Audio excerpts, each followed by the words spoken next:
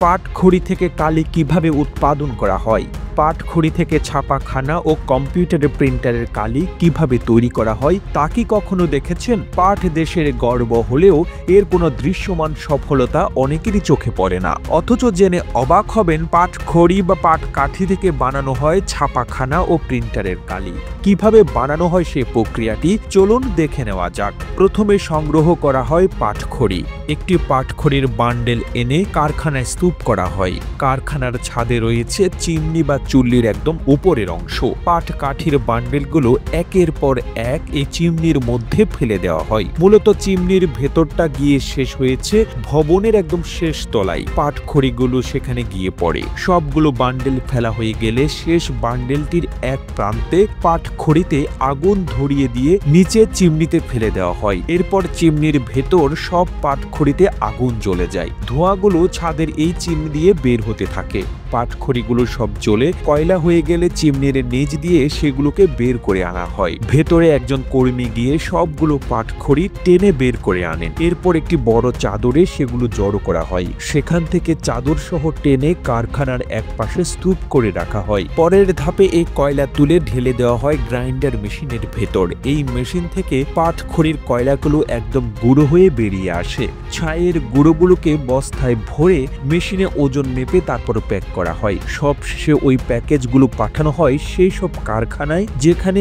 এই ছাইয়ের গুঁড়ো থেকে কালি তৈরি করা হয়। মূলত ছাইয়ের এই গুঁড়োগুলো হচ্ছে কার্বন। এ থেকে উন্নত মানের কালি তৈরি করা যায়। দেশ থেকে এখন বিভিন্ন দেশে এই পাটখড়ি ছাই রপ্তানি হচ্ছে। পাটের কোনো কিছুই এখন আর কোনো মূল্যহীন নয়। একসময় পাট কাঠি ফেলে দেওয়া হতো, কখনো বা রান্নার জ্বালানি, আবার ঘরের বেড়া তৈরিতে ব্যবহৃত হতো পাট কাঠি। কিন্তু এখন বিশ্ব বাজারে পাট কাঠির চাহিদা বেড়েছে। বিগত সময় পাট চাষিরা চাহিদা অনুযায়ী পাটের দাম না পেলেও এখনো পাটখড়ি দিয়ে তা পুষিয়ে নেওয়ার চেষ্টা করছেন। এখন চাষিরা পাট ঘরে তোলার পাশাপাশি পাটের কাঠি আগের মতো অবহেলায় ফেলে না রেখে যত্ন করে শুকিয়ে রাখেন। পাটখড়ি বা পাট কাঠির কার্বন চারকোল নামে পরিচিত।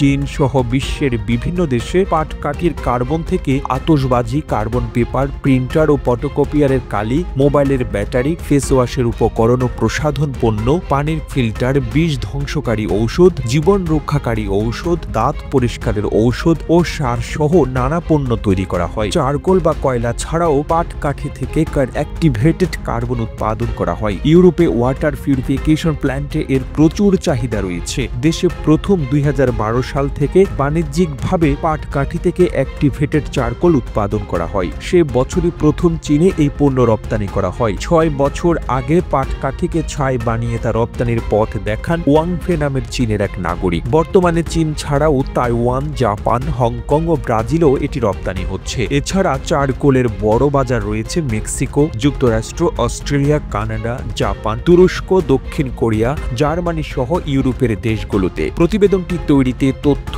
ও উপাত্তের সাহায্য নেওয়া হয়েছে আওয়ার ওয়ার্ল্ড নামক ফেসবুক পেজ থেকে। আর এতক্ষণ আপনারা সঙ্গে ছিলেন বিশ্ব বাংলার। সেই সঙ্গে আপনি বাংলাদেশের কোন জেলা থেকে এই ভিডিওটি দেখছেন আমাদের কমেন্ট করে জানান। আমরা পরবর্তী ভিডিওতে আপনাকে ধন্যবাদ জানাতে ভুলব না। এতক্ষণ বিশ্ব বাংলার সাথে থাকার জন্য অসংখ্য ধন্যবাদ।